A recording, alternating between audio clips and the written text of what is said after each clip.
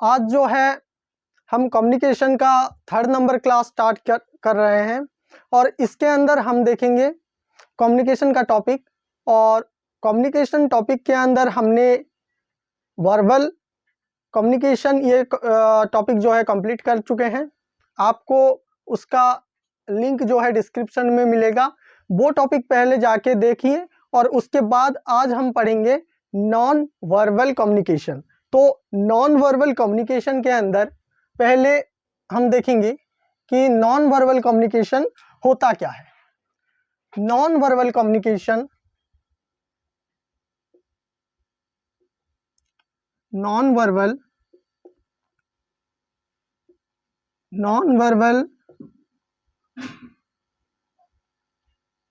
Communication का मतलब होता है, नॉन वर्बल कम्युनिकेशन का मतलब होता है जहां भाषा का प्रयोग नहीं होता। भाषा का प्रयोग नहीं होता।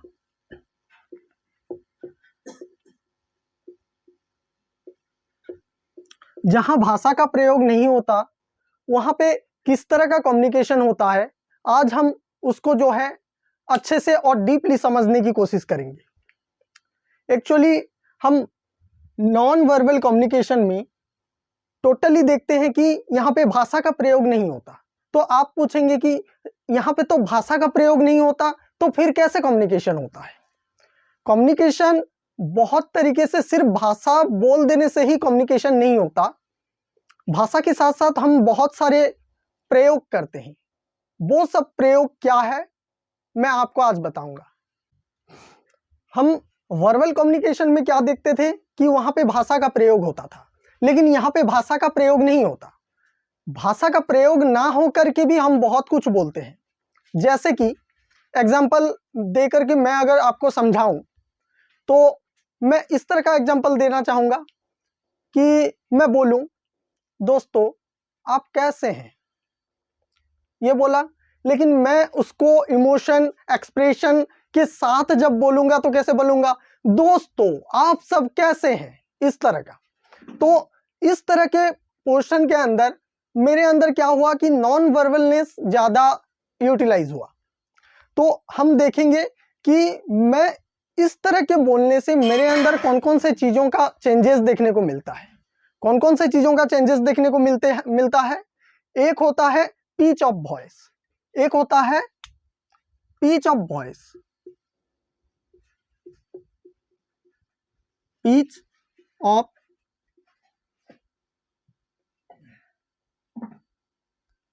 वॉइस। मैं क्या बोलता हूं, मैं जब किसी चीज को बोलता हूं तो कैसे बोलता हूं, उस चीज को कहां पे पिच लो होना है, कहां पे पिच हाई होना है, ये पहला नॉन वर्बल के अंदर आ जाता है। तो मैं कैसे बोलता हूं किसी भी चीज को। आप कभी भी मोटिवेशनल स्पीकर को सुने हैं तो वो अपने पिच को हाई लो करके बोलते हैं। आप अगर कोई सिंगर को सुनेंगे तो वहां पे भी हाई लो वॉइस में वो उसको बेस लेकर के गाना गाते हैं। तो ये भी एक तरह का नॉन वर्बल कम्युनिकेशन के अंदर आ जाएगा। पहला है pitch of voice. Pitch of voice बहुत ही इंपॉर्टेंट है और पिच ऑफ वॉइस के थ्रू ही हम कम्युनिकेशन करते हैं। तो नॉन वर्बल का एक हमने जान लिया। दूसरा हम जानेंगे कि पोस्चर।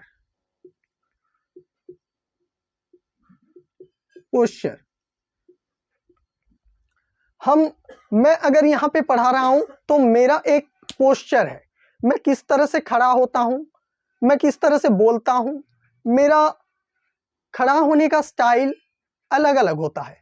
जैसे कि हम देखते हैं कि हमारे चारों ओर दो तरह के कम्युनिकेशन के अंदर, फॉर्मल कम्युनिकेशन, इनफॉर्मल कम्युनिकेशन। हम कहीं एक स्ट्रक्चर जगह पर जाते हैं, स्कूल में पढ़ाने जाते हैं या हम कहीं मीटिंग में जाते हैं तो हमारा पोस्चर वहां पे अलग होता है। और हम जब कहाँ पे जाएंगे, कहीं दोस्त के साथ रहेंगे, कहीं दोस्तों के साथ घूमने जाएंगे तो हम ऐसे होकर के खड़े होते हैं कि हम वो नॉन ये तो इनफॉर्मल कम्युनिकेशन के अंदर आ जाएगा। तो इनफॉर्मल कम्युनिकेशन के अंदर हम अपने हिसाब से पोस्चर में खड़े होते हैं, लेकिन हम जब किसमें की फॉर्मल कम्युनिकेशन कर रहे हैं तो वहां पे क्या होगा, पोस्चर भी मायने रखता है। पोस्चर, हम कैसे खड़े होते हैं, किस तरह से बात करते हैं, हमारा हैंड का मूवमेंट कैसे होता है, हम किस तरह से अपने आप को रिप्रेजेंट करते हैं, वो भी हमारा नॉन वर्बल कम्युनिकेशन के अंदर आ जाता है। और एक होता है बॉडी लैंग्वेज।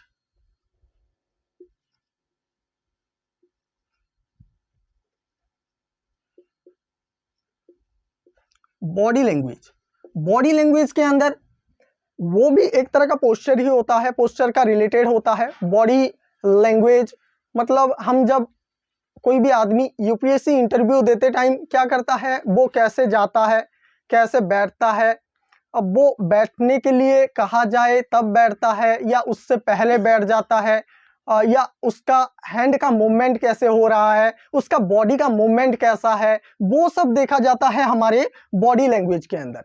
हम कम्युनिकेशन का मतलब ये नहीं कि सिर्फ बोल देना ही कम्युनिकेशन नहीं होता, उसके अंदर भी बहुत सारी चीजें होते हैं। जैसे कि मैं यहाँ पे बोल रहा हूँ, मेरे हैंड मूवमेंट हो रहे हैं, मैं आपको समझाने की कोशिश कर रहा हूँ, आपको समझ में आ रहा है कि नहीं, आप जो है फीडबैक देंगे तो किस तरह से मैंने समझाया वो भी आप बोलेंगे। तो इस तरह से हम जो है बॉडी लैंग्वेज के अंदर भी जो है नॉन वर्बल के अंदर हमारा बॉडी लैंग्वेज आ जाता है। पहला हमने देखा पिच ऑफ वॉइस, सेकंड में देखा पोस्चर, उसके बाद बॉडी लैंग्वेज, उसके बाद आता है आई कांटेक्ट।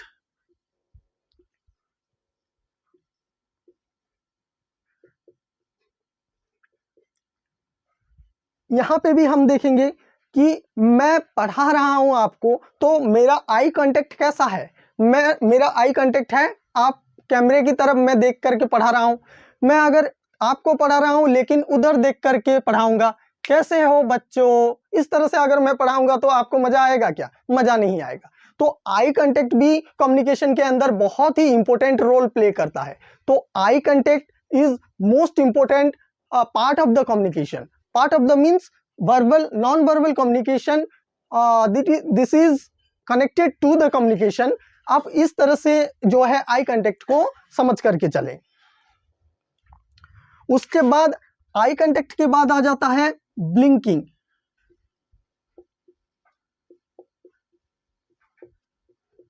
ब्लिंकिंग, मैं किस तरह से मेरे आईज को ब्लिंक कर रहा हूं, कितनी बार मैं ब्लिंक कर रहा हूं, किस तरह से मैं बोलते समय आंख को ब्लिंक कर रहा हूं, ये भी जो है नॉन वर्बल कम्युनिकेशन के अंदर आता है। अब आगे का देखेंगे, आगे का जो है टोन ऑफ वॉइस, 6 नंबर में आएगा टोन ऑफ वॉइस। मैं बात कर रहा हूं, मेरा टोन कैसा है, जैसे कि मेल और फीमेल के अंदर टोन के अंदर जो है चेंजेस देखने को मिलता है। मेल का थोड़ा रूखा टोन होता है तो लड़कियों को थोड़ा सुरीली टोन होता है। तो इसी तरह से मैं जब क्लासरूम कम्युनिकेशन के अंदर आऊंगा तो क्लासरूम कम्युनिकेशन के अंदर अगर लड़के होंगे 70 और मैं यूं यूं यूं यूं यूं यूं इस तरह से पढ़ाता रहूंगा तो समझ में नहीं आएगा, किसी को समझ में नहीं आएगा, या लास्ट बेंच में बैठे हुए व्यक्ति को बिल्कुल ही समझ में नहीं आएगा। तो कम्युनिकेशन को इफेक्टिव बनाने के लिए क्या होगा, टोन ऑफ वॉइस ये भी मायने रखता है। मैं किस टोन में बात कर रहा हूं, मैं किस अंदाज में बात कर रहा हूं, वो भी नॉन वर्बल कम्युनिकेशन के अंदर आता है। मैं समझ रहा हूंगा कि आपको क्लियर हो रहा है। उसके बाद आता है फेशियल एक्सप्रेशन। फेशियल एक्सप्रेशन, मैं आपको पढ़ा रहा हूं, बीच बीच में हंस रहा हूं, बीच बीच में बोल रहा हूं, बीच बीच में मेरे जो है फेस का थोड़ा इमोशन चेंज हो रहा है, तो ये भी आएगा। फेशियल एक्सप्रेशन किसके अंदर आएगा, नॉन वर्बल कम्युनिकेशन के अंदर आएगा। और नॉन वर्बल कम्युनिकेशन के अंदर फेशियल एक्सप्रेशन बहुत ही इंपॉर्टेंट रोल प्ले करता है। जैसे कि एक जोकर होगा, जोकर कुछ लोगों को हंसाने से पहले वो खुद हंसता रहता है। कारण क्या है कि लोगों को हंसाएगा कैसे? वो अगर रूठ करके जाएगा और कॉमेडी करेगा तो कैसे वो लोग हंसेंगे? इस तरह से लोगों को हंसाने से पहले हमारा फेशियल एक्सप्रेशन भी होना चाहिए कि लोग हमको देख करके हंसे। तो खुद का वैसे भी हमारा जो है फेशियल एक्सप्रेशन सही आना चाहिए। और उसके बाद होता है 8 नंबर के अंदर, नॉन वर्बल कम्युनिकेशन के अंदर 8 नंबर में कौन सा आता है? स्मेल। स्मेल मतलब चले गए हो कहीं पे कॉलेज में या स्कूल में पढ़ाने के लिए, आप सभी का एम क्या है कि असिस्टेंट प्रोफेसर बनना है, नेट जेआरएफ एग्जाम को क्लियर करके असिस्टेंट प्रोफेसर बनना है। लेकिन हम चले गए हैं कहाँ पे? कॉलेज या स्कूल में। वहां पे जाने के बाद हमारा पहनावा देखा जाएगा, हमारा जाने अनजाने हमारा स्मेल भी वहां पे आ जाता है। जैसे कि आप बात कर रहे हो किसी के साथ और आप बात कर रहे हो और उसके साथ साथ क्या हो रहा है कि उसका स्मेल उतना अच्छा नहीं आ रहा है, उसके बॉडी से जो है बैड टाइप्स का स्मेल आ रहा है, तो आपको बात करने में भी थोड़ा हेजिटेट लगेगा, बात करने में भी अच्छा नहीं लगेगा। इस तरह से स्मेल भी क्या है? नॉन वर्बल कम्युनिकेशन के अंदर आता है। तो उसके बाद स्मेल के बाद हम अगर देखें तो नॉन वर्बल कम्युनिकेशन के अंदर 9 नंबर टॉपिक में आता है टाइम।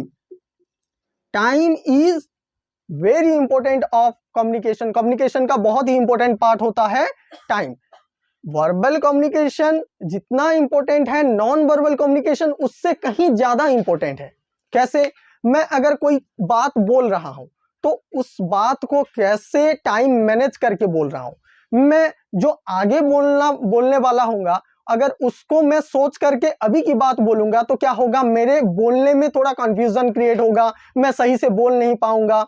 या अभी जो मैं बोल रहा हूं उसको सही स्पीच और सही वैल्यू के साथ बोलूं और उसका एक पैटर्न सही हो, पीछे वाले शब्द आगे ना हो, आगे वाले शब्द पीछे ना हो, इस तरह का अगर मैं बोलूंगा तो नॉन वर्बल कम्युनिकेशन सक्सेसफुल होगा। उसके बाद है 10 नंबर के अंदर आएगा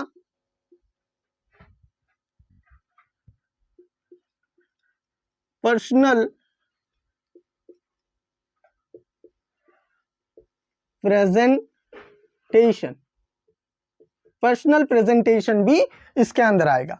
मैं अगर क्या हो रहा है? पर्सनल प्रेजेंटेशन, मैं अगर ये पर्सनल प्रेजेंटेशन लिख दिया या नॉन वर्बल लिख दिया लेकिन मुझे उसको रिप्रेजेंट ही करना नहीं आता, तो यहां पे पिच ऑफ वॉइस के पास जाने के बाद मेरे को क्या प्रेजेंट करना है, क्या बोलना है, वो भी मेरे प्रेजेंस ऑफ माइंड डिसाइड करते हैं।